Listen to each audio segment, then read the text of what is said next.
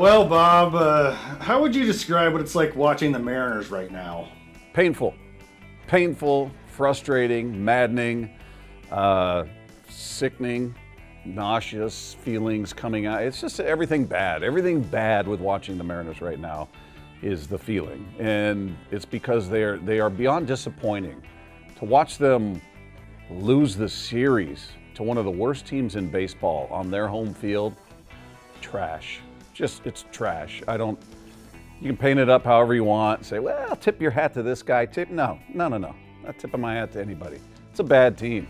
They got dominated by a guy who I'm curious as to why he's in a rotation, in Corbin.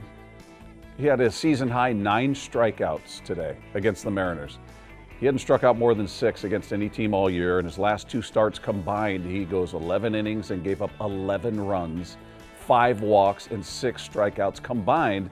Today, 7 innings, shuts out the Mariners and strikes them out 9 times, no walks. Where does your frustration lie? Is it the players, the manager and the coaching staff, or the front office? Front office and the players. The coaching staff, it's starting to trend that way, I'll say that.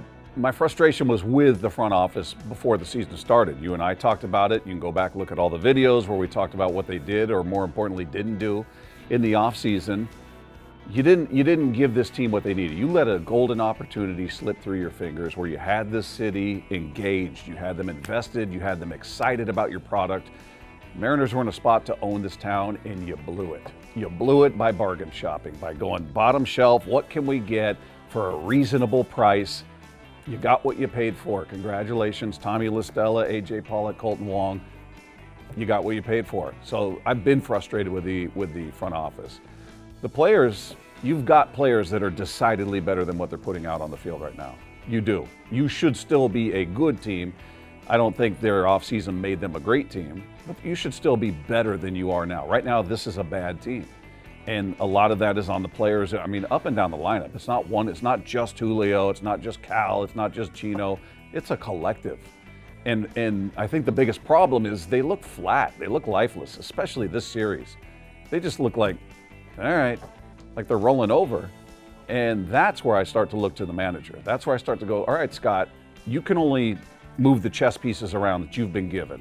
You can't do the shopping. You just get the groceries, and now it's your job to cook. I don't know what everybody talks about Service like he doesn't know anything about baseball all of a sudden, even though he was Manager of the Year finalist the last 2 years in a row, winning 90 games with a really bad roster the first year. He knows baseball. He knows what he's doing, but you can only do so much in shifting the pieces around. But if this team is not hearing him, if they're not buying into whatever his message is right now, if he can't motivate, that's his job. That's on him. That's on him to get the best out of what he's been given.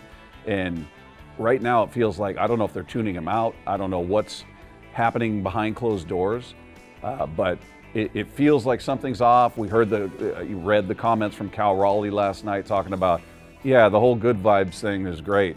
We're not a good team right now. This isn't good. And he talked about bad at-bats. He talked about bad approaches up at the plate. And I appreciate his candor. I appreciate that he was willing to throw himself out there and others saying, hey, we had 3 bad at-bats in the game the night before where they had the bases loaded, nobody out, and you can't push across a run. He was the final out of the 3. So he threw himself in there, but that comment about, yeah, good vibes, all that kind of, I'm paraphrasing, but yeah, that's cute, but we're not playing well. We're not a good team right now. That's on Scott. That's the part I put on Scott. Is missing a leader in the clubhouse a factor to you? I think it is to an extent, but I was listening to Jeff Passan, who was on with Brock and Salk, and they were talking specifically about Julio. They weren't talking about the team, but Salk was making the case, he's 22, man, he's just a kid, and that, kind of setting up an excuse for him. And Passan, to his credit, was like, no, listen, Julio's a big boy now. He's a big boy. And that's true for all of these guys. Yeah, it's nice if you've got a veteran who's gone through it. That's who Carlos Santana was last year. I almost feel like maybe we give him too much credit for last year. I think he was good. I think he helped Julio because they had a pre-existing relationship. Felt like every hit he had came at a crucial moment, so there was definite value to his presence on and off the field. But I feel like we overstate maybe how big he was for this team in terms of confidence. He's a guy who batted under 200, had an on base below 300. He didn't come in here and just crush. He was timely. So yeah, the veteran voice, certainly nothing bad about that, but is that why they are where they are? No, you got veterans in there. You've got J.P. Crawford in there as your leader. He's the guy that, pretty much assumed that mantle when Kyle Seager left. I can't put it on lack of leadership. I can't. You've got, I think what stinks is you're missing a great voice in Marco. I know Marco's a polarizing figure for whatever reason with people, and it's hard for a pitcher to be your leader, but he has that attitude. He has that I'm not taking any crap attitude, and I'm doing whatever it takes to win. That's the guy who volunteered to come out of the bullpen of the playoffs last year. You want me to do this? I'll do this. Whatever you want me to do, I'm going to do. And he set the tone and the example by his actions, not by a rah-rah speech. And I think not having him out there every fifth day, you're kind of missing that, it's the cliche because he went to Gonzaga, but that bulldog attitude. I think people kind of sleep on that a bit from him. Does the fact that the season has been such a disappointment mean the team needs to make a big change? Yeah, I guess it's up to them to determine why. Why are they in this position? And that'll determine. I'm not trying to cop out on an answer here, but I don't really know why they're playing this way, because they are better than what they're putting out on the field. There is more talent on this roster than what we're watching. But is it an attitude situation? Is the chemistry off in the clubhouse? It doesn't feel like it when I'm down there, but I don't pretend to know all these guys, and I'm not down there every single night by any stretch.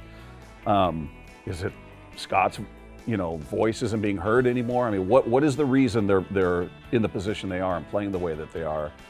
And that to me dictates, all right, we need to make a big change. We whether it's manager, whether it's we got this guy we thought we were going to build around, he's not the guy. We need to bring in somebody else, whatever it is, whatever they determine. But to answer that question, I'd have to have a clear picture as to why are you where you are? Because you don't have the injuries to fall back on. Yeah, you've got injuries here and there, but that's not why they're in this position. You're not here because Robbie Ray is out. You're not here because Marco's out. You're not here because Tommy LaStella didn't work. What's going on? Why is everybody scuffling in this lineup for the most part, and everybody seems to have regressed? I don't know why that is. All right, let's end with some good vibes. What are you enjoying as a baseball fan right now? Shohei Ohtani.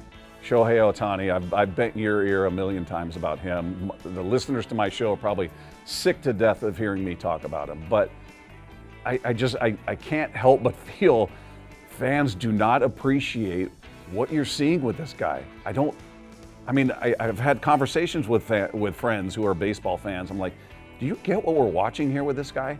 It's never existed in our lifetime. None of us were alive when Babe Ruth was out there. And even Babe Ruth wasn't doing what Shohei Ohtani is doing. In any sport, this is special. This is once in a generation, maybe. And we're watching him in the prime of it. So I feel like people are kind of numb to it, or like, yeah, he's good.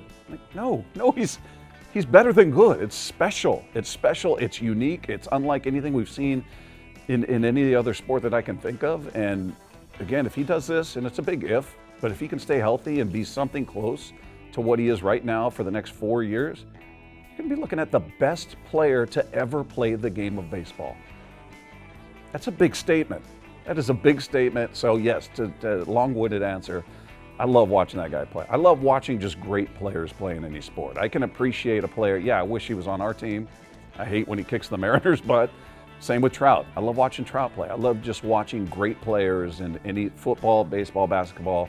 I can appreciate it as just a fan of the sport, remove myself from being a Mariner fan for a moment and just go, wow, I can't believe what I'm watching in this guy.